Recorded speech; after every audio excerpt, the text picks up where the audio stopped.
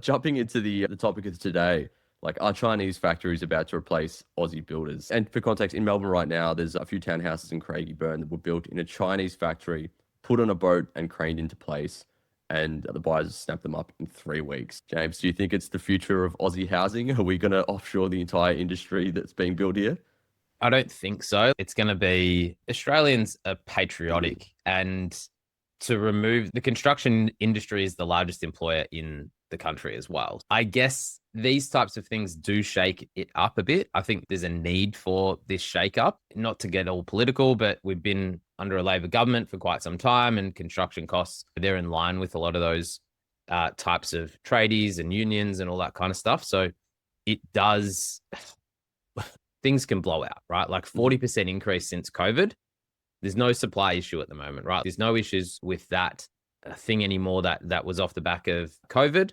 It's now just this 40% increase because, yeah, people are charging more, right? Like people are just charging more for their services. And rightly, in the sense that I don't want anyone to go bankrupt. Like I want them to get paid for the job. But if their mismanagement of their business is what's causing them to go bankrupt, then yeah, that's a different story. But 500 plus businesses go bankrupt. Building businesses like construction businesses go bankrupt every single year in Victoria. 500 plus businesses in Victoria. That's crazy. Right? So it's a lot. And that's a huge number. Yeah. And it's scary for someone on like taking on construction in their own property. So you're going to go and build a new property. You're going to do anything that involves a trade. It's very scary when you're not in that business. You feel like you're going to get jammed. Honestly, I feel like that's a lot of people are just scared to do anything because they don't know what things cost. So yeah, the industry does require a shakeup.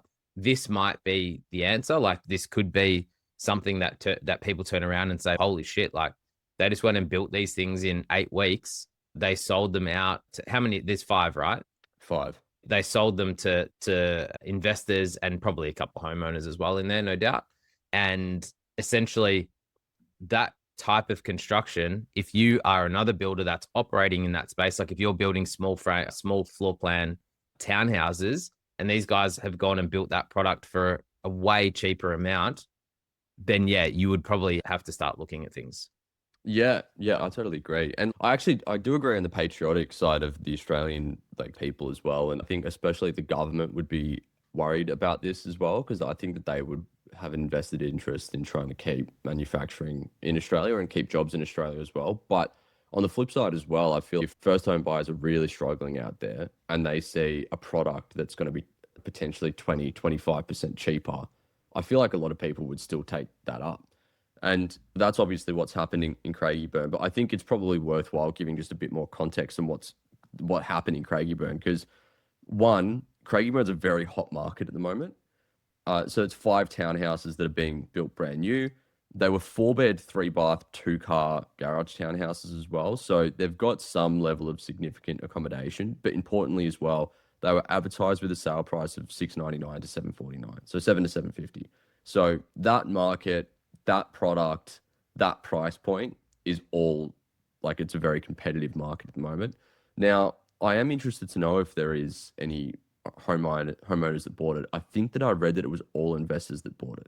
So that's also like an interesting piece of the puzzle there as well. If that is the case, because I think will home buyers take it up isn't like another really important question, which would be interesting. But mate, to talk about some of the benefits of them, I find this is really interesting because it's probably compelling for people out there that are looking to build as well. But the stats that they've quoted on it was that build times dropped from between 10 to 12 months for a standard build today's day and age to approximately 8 weeks on these projects. So that's pretty crazy, right? Like the slab pour in the beginning of November, and they said that occupancy certificates will be granted by Christmas. Crazy.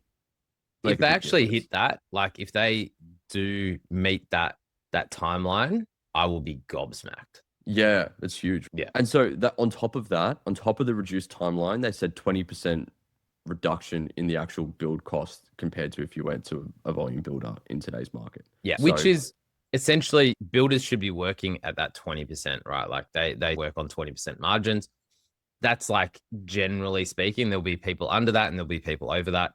But yeah, if you're working at that 20%, that's essentially what they've saved in profit, or like in the cost of it rather. So the overall, build, which could, and this is what I was saying to you beforehand, was if you could make these smaller sites profitable, because the Mm. issue with construction at the moment, and the government, Labor has said they want to deliver 1 million plus homes or whatever it is over the next few years, you can't actually build them, right? Like you can't, I spoke about this last week or the week before, unless they're going to incentivize developers to go and build these things, people can't build them, right? Like they're not making any money from them. They're probably going bankrupt. They're probably one of the 500 that go belly up because you just can't build them. But if this enables the viability of smaller sites and smaller projects, man, I think it's pretty exciting. I agree, mate. I think that, I mean, if you have a look at the numbers of where we're at on that the National Housing Accord targets of 1.2 million in 5 years, we're nowhere near on track. Like we are miles off.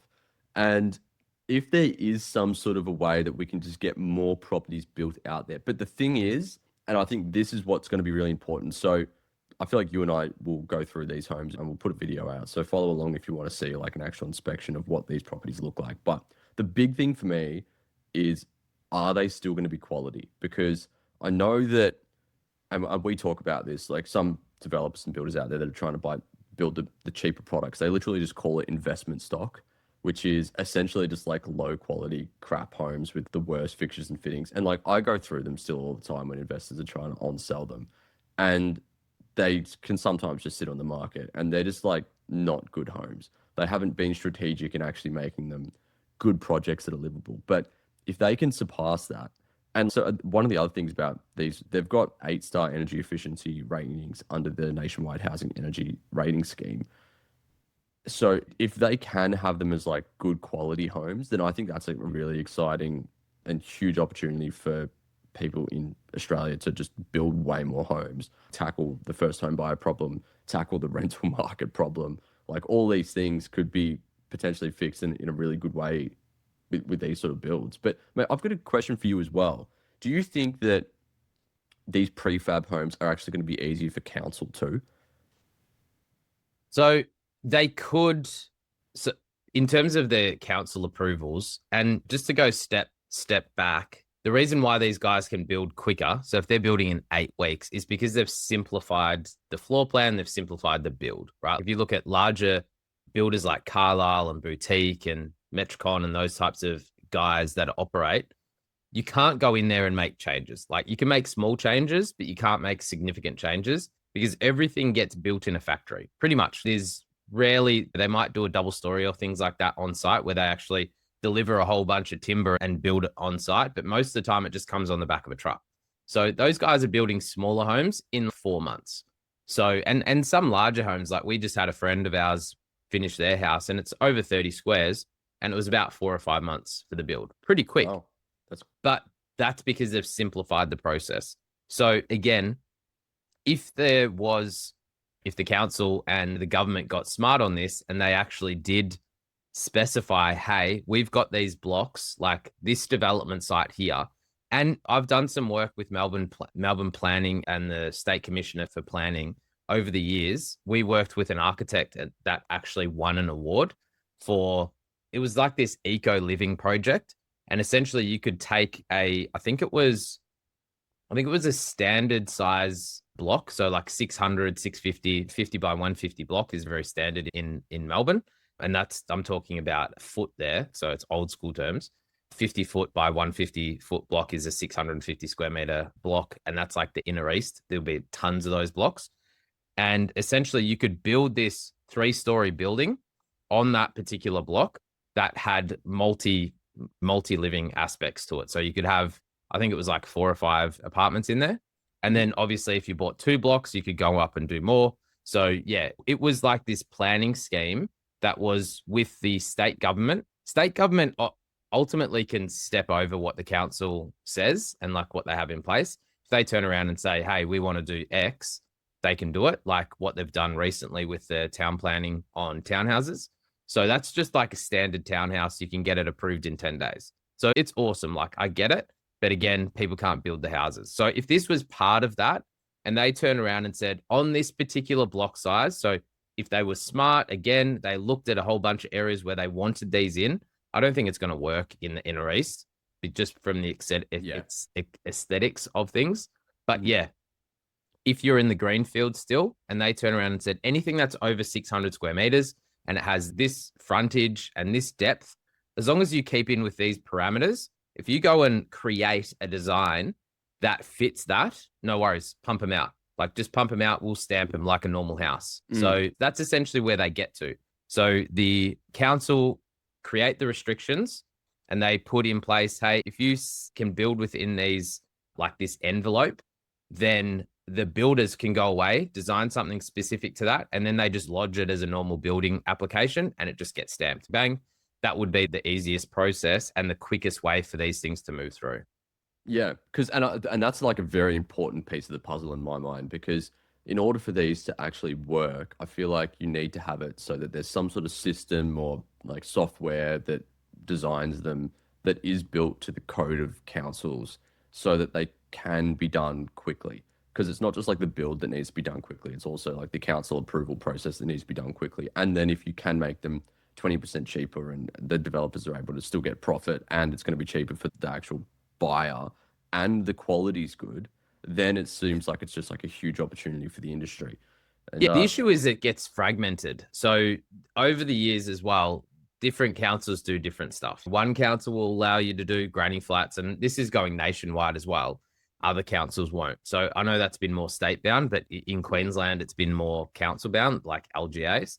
And then, like, even in Victoria, there's been certain councils that have adopted like a universal floor plan as well, which I thought were brilliant. Like, universal floor plans are really cool. It allows you to build two dwellings under one house, but essentially you have, let's just say it's a 5-bedroom house. You can't tell it's two dwellings under there.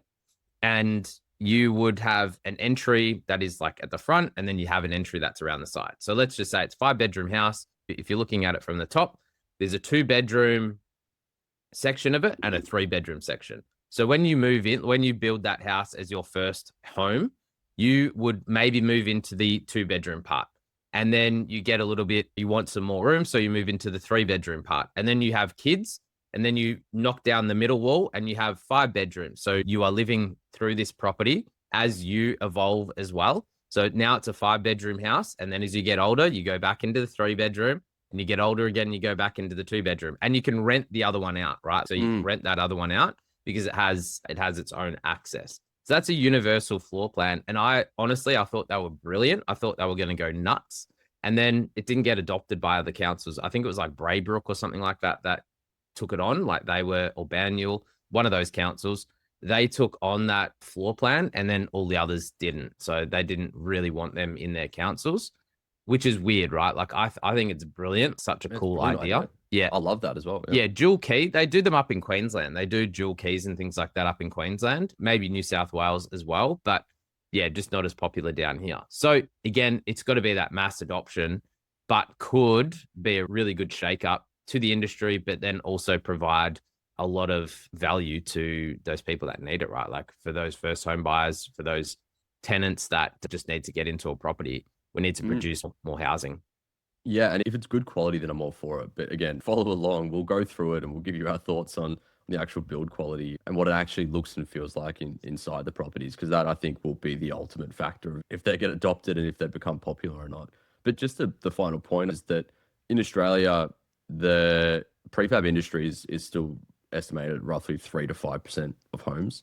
But compared to places like Sweden, Sweden is currently sitting at around 80% of new builds are done via a prefab method, and then 20% in the Netherlands as well. So there you go. I don't think we need to get up to 80% by any means, but and we're talking prefab. Like this is prefab. The whole thing is cassetted in a factory. So a lot of the time they'll use steel, but it's a wall that is complete with electricals, like the whole lot. Like they just wire everything up. And then they have these things that just literally get craned into spot, and then they bolt them down or fix them to the slab or the next level. And yeah, job done. Because essentially at the moment, a part of the process is what you could also already call prefab. And it's like the framing is already done in factories and they're just bolting the frames together. But the difference is that with these prefab homes that like this one that's from Craigieburn that's come from China, is that like the exterior cladding is done and then the frame is done and then the electrical wirings are already done and the insulation is done and the plaster is done and that's what's getting put together. Yeah. So it's way more in depth. And then you just think of it from a speed perspective, like you can tell Yeah, it's why just a it production makes a line. huge, Like, it's a yeah, huge, yeah. it's a production line that just I could imagine just the frame getting built. They drill the holes in it for running all the cables, and then the guys run all the cables, and then the insulation goes on, and the plaster goes on, and all that kind of stuff, and then it's done. It would just be on a conveyor belt, literally moving around this factory in different stations. But yeah, and that's what happens obviously in the normal construction method or the current construction method, and it's just you're relying on people to get there. Like, depending on where you live, there can be issues with the weather, there can be issues with trades turning up and like all that kind of stuff. Whereas you don't really have that in a factory. People are there. You can just get this thing built way quicker than someone having a job delay and them not getting there this week. They have to push it to next week and then it blows out the build. So yeah, interesting. Very interesting. Yeah. We'll see how it I plays mean, out. sounds like we're both all for it. Yeah, we've got prefab companies in Australia, whether it's going to be all Australian done or whether we're going to go to China. That is the question. Though, again, I mean, follow along. We'll go through some of these properties and provide reviews on the actual finished product and see if our thoughts change after that.